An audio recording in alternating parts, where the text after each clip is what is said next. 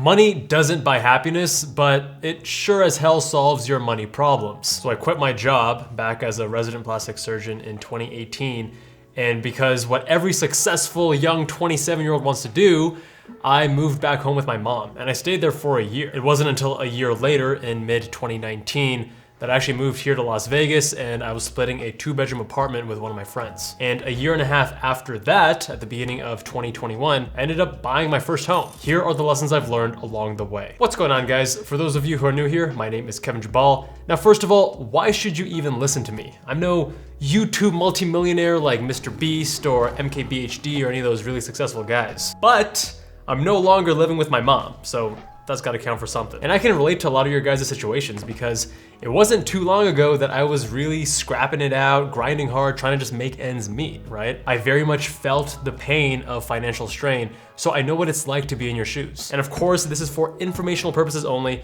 This is not financial advice. So your goal, if you're watching this video, is probably to become more financially secure and free at some point. And the likelihood of achieving any goal in the future is much higher if you actually have a plan in place. And that plan comes in the form of an investment policy statement, or IPS for short. The purpose of the IPS is to keep you on track long-term, because when it comes to finances, it's not just a matter of grinding it out for 6 months or 12 months and then you're set. You need to do it year after year after year. And then at a certain point, you amass enough wealth that you can just live off of your dividends and your returns. And we call that FIRE, or financial independence retirement early. And if that sounds boring to you, hold up, because when you craft it properly, an IPS actually allows you to have fun. It allows you to do those higher risk investments, thinking back to like GME and stuff like that, where you can YOLO a little bit of money and not have FOMO, but still the bulk of your investments are in safe, more reasonable investments that are gonna do well long-term. So this is my IPS, yours can be different. These aren't set in stone. The first thing is the investment philosophy, and I have a quote here from John Bogle. Next up is the asset allocation. And this for me has actually changed a bit over the last 3 years. So in 2019, this was version 1, simple 2-fund portfolio with domestic and international equities. In 2020, I added a 3rd fund to give me a little bit of a tilt towards emerging markets. And now in version 3, I have 5 different funds because I'm following the 5-factor French model that Ben Felix talks about on his YouTube channel. Next up is funds and accounts. So if you have some retirement accounts, some taxable accounts, your 401k, your IRA, those may be at different institutions, and just to keep things more clear and understandable and organized, I have it all listed here. Next is some additional considerations, things like automatically investing, not timing the market, just principles like that. And then milestones, this is the fun one. So the moment at which you cross a $0 net worth when you pay off all your student loans, that was really rewarding. And then you can add different milestones here, like your first $100,000 or whatever it is. The next section is goals. And this for me is I want to be worth X number of dollars at X years old. $100 billion. Oh, gentlemen. Because that way I can withdraw Y percentage and live off of that indefinitely. That's the FIRE. Next is home and car ownership. I think it's helpful to have some principles as to how much your car payments and your house payments, whether that's rent or mortgage and property tax, how much that is as a percentage of your income or your net worth. So I have my guidelines there. And then finally, fun money. So a few $1,000s every year to just have fun with and not really care too much about the outcome. For me, that's crypto, that's some leveraged ETFs, a little bit higher risk investments, sometimes even individual stocks. And the nice thing about the IPS is the next time you're tempted by some new investing strategy and maybe you want to go all in on leveraged ETFs or whatever the new hot thing is, you can refer back to that and see your guidelines, see your principles, and make a more informed decision. Now, some people are afraid of investing entirely, and the IPS may seem like such a foreign concept.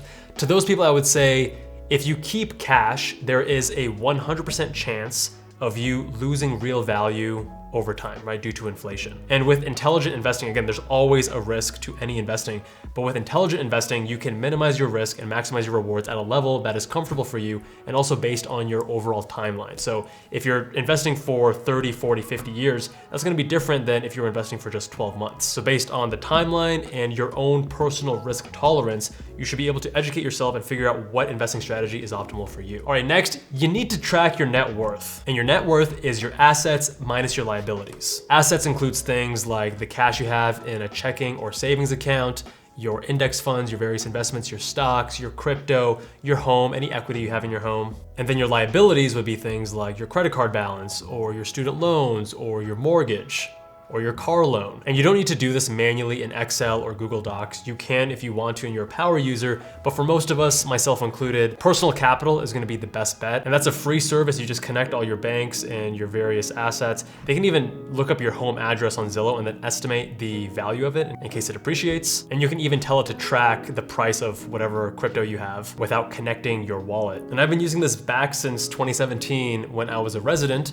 And sure, I had a negative net worth, but then seeing that balance slowly creep up until it hit zero was super rewarding, and then it became a little bit more positive. Having a plan is important, but you need to actually see where you stand and the progress you're making, so tracking your net worth is key. All right, next up is budgets, and I've never actually followed a strict budget in the traditional sense, saying that, hey, I have $200 for restaurants this month and $300 for groceries or whatever it is. Budgets are good for people that have issues where they spend too much, right? Because then you cap that amount on a weekly or monthly basis. What I did instead, which is still really hardcore, is throughout med school, I had an app called SpendBook that's no longer available in the App Store. But essentially, I would input a transaction every single time manually. It took me like 10 seconds. Put in the name, the date was automatically populated, the amount, and the category. And that allowed me to view month to month or week to week where my money was going, how much I was spending, and then, oh, whoa, what happened here? I spent an extra $500 this month. Oh, I had to buy some, like a USMLE test exam cost or whatever. But that allowed me to have a bird's eye view of my expenses and see if I needed to tighten up or I could loosen a little bit. Now this worked for me. I didn't need that budget in a traditional sense because based on my upbringing, already a very frugal person, and it was natural for me to try to save money. But that tracking allowed me to see that, hey, maybe every now and then I can splurge a little bit, treat myself. And I remember Black Friday in like 2015 or something, I bought a $200 40-inch TV, right? To hashtag treat myself. And I actually still use that today. Now the key is to live below your means, and if you're a student, that can be kind of confusing because, like, hey, I'm living here off of student loans, I don't have an income. What do you mean live below your means? My net worth is decreasing. Yes, but you don't want to accelerate that process further. So you do not want to have credit card debt, for example. The budget that schools allocate, they have tuition and living expenses. You should be able to live within that budget. In fact, when I was in med school, I thought that budget was a little bit too generous, if anything. You can also, of course, supplement with a job. So when I was in college, I did 3 years in a research lab. That was a paid position. In med school, can't really swing that. Now, the flip side of this is being too frugal and not spending money when you should. And that's the situation I found myself in because I went from broke AF to making a comfortable living in a very short time window, less than a year. And I found myself occasionally not wanting to upgrade important things for my business like lighting or better cameras or a better computer because I was like, oh, it's not worth the cost. When in reality, it not only was tax deductible because it was a device for my business, but it also would help improve the quality of my work and then further increase my income. It was an investment in myself. But that's one of those instances where old habits die hard. I needed to make guidelines for myself to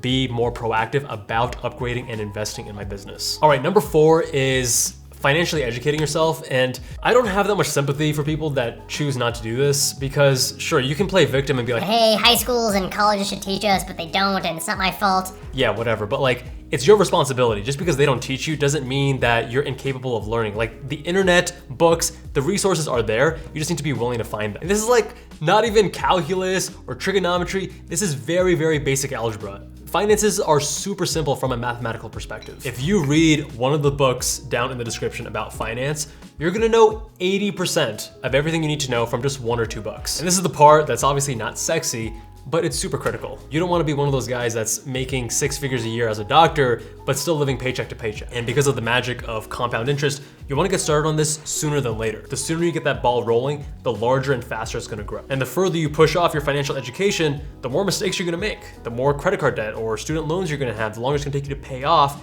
And again, that snowball is gonna be smaller and grow slower. I read my first finance and investing book at the end of med school. I just wish I started sooner. You're gonna wanna have a debt pay down strategy. A lot of you are gonna have 6 figures of student loans and it's manageable. You can overcome that, you can tackle it, but don't fall into the trap of thinking, oh, I got this huge student loan burden and if I get this new $3,000 MacBook Pro, it's a drop in the bucket, doesn't make a difference.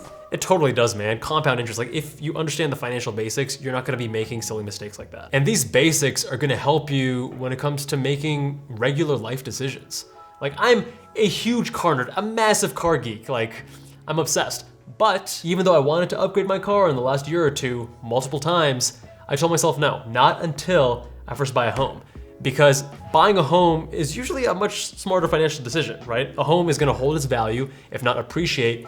And then number two, with the interest rates so low right now, you can get a mortgage for like 2.5, 3%. It just made much more sense. Cars, on the other hand, are almost guaranteed to lose value. You can of course find a few exceptions, but that's a lot more risky than buying a home. And after you read a few of these finance books, you're probably gonna come to the conclusion that many of us have, which is that passive index funds are the way to go. Sure, with active investing, you might get lucky, you might make a larger return in a shorter period of time, but over years, over the long term, you're probably better off with just passive investing. Not only are you more likely to have better long-term results with passive investing, but that also opens up free time for you to actually spend on increasing your income. That's a better ROI on your time than trying to optimize a few points on a smaller portfolio. More on this later. The fifth tip is knowing how to use rules. No two people are alike, and no two people should be following the exact same personal rules. If you're the kind of person that goes out a lot and drinks a lot with your friends, And you're shocked that, oh my god, I spent $300 on alcohol this month. then maybe you want to create some rules around your socializing with friends at bars. On the other hand, if you're super frugal, then you may want to actually create spending rules to help encourage you to spend on important things. At the end of the day, your spending should be a reflection of your priorities. Hiring a coach was one of the best decisions I made, but I was super apprehensive about it because it's expensive. And I was like, I can do most of this stuff by myself. Like, do I really need it? But after sitting down and thinking, what do I prioritize most in my life? And does my spending reflect that? I realized that I need to spend more money on things that helped improve my health, my fitness, my well-being. Because as someone who has been in the hospital and not had good health, you realize that without good health, nothing else matters. Number 6 is to focus on increasing income rather than just cutting costs. And yeah, when you're a student, you're not really focusing on your income, right? You're focusing on investing in yourself so that in the future you can have a nice career. But when you are working, when you are making an income, you can only cut costs so much. After a certain point, you're gonna be miserable if you're like eating garbage food from the dollar menu only. And while there's this limit as to how much you can save and cut expenses, there's no limit, there's no ceiling to how much you can increase your income by. Think of it this way, if you go from making 50K a year and you double it, now you're making 100K, you don't have to increase your day-to-day spending by 50K, right? Or whatever the net is after taxes. You can increase your spending by, let's say, 10% or 20% and feel like a king. You're gonna feel, Like, oh my god, I'm balling out with this extra 10 or 20%. but then you can take a sizable portion of it, most of the increase in your income, and use that towards your investing. Use that towards your retirement. Use that towards your future. And this is another reason why I think passive index fund investing is the best thing for me. Because even if I could do real estate and make higher returns because I'm using leverage there and have additional tax savings, it's not really worth it right now for me. Because if you have a smaller portfolio, right, until I have a multi-million-dollar portfolio where a couple percentage points is a meaningful difference, who cares if I get 10% versus 12% one year? Instead, using that energy to increase my income is gonna be a much higher ROI in the long term. And finally, number 7 is to embrace the situation that you're in. And there's two ends of the spectrum here. You got the person that came from a financially not so privileged background. They struggled and they didn't have any handouts, took out student loans for college and maybe graduate school too if you decide to do that. And it's easy to complain that, hey, this person, that person, they had a handout, they had this head start. Look, you complaining about it isn't gonna do shit. But what you can do is choose your perception and the story you create. And the cool thing is that because you started from nothing, because you are self-made, and you get somewhere, you make something out of that, that's meaningful. That builds this sense of self-efficacy, of true self-confidence, not that fake it till you make it nonsense, that you can do things that are hard, and sometimes do even more than you thought possible. When you pay off your loans, your student loans, when you buy your first house, you're gonna feel accomplished as fuck knowing that you did that without any handouts. And if you're on the other end of the spectrum, you come from wealth, there's nothing wrong with that. Some people have this intrinsic shame about it. That's an awesome position to be in, and that's the situation I hope to provide my kids with. I'm not gonna spoil them by any means, but yeah, I'm gonna give them opportunities. I'm gonna give them financial resources to help them in life. I think the reason people sometimes have an adverse response to that is when there's a lack of humility or when the people are maybe not as honest about coming from money and they pretend that they're self-made, right? Father gave me a small loan of $1 million. I mean, at the end of the day, life's just a narrative, a story we tell ourselves. What the f do I know? Make the most out of it and enjoy the journey. Much love, and I'll see you guys in that next one.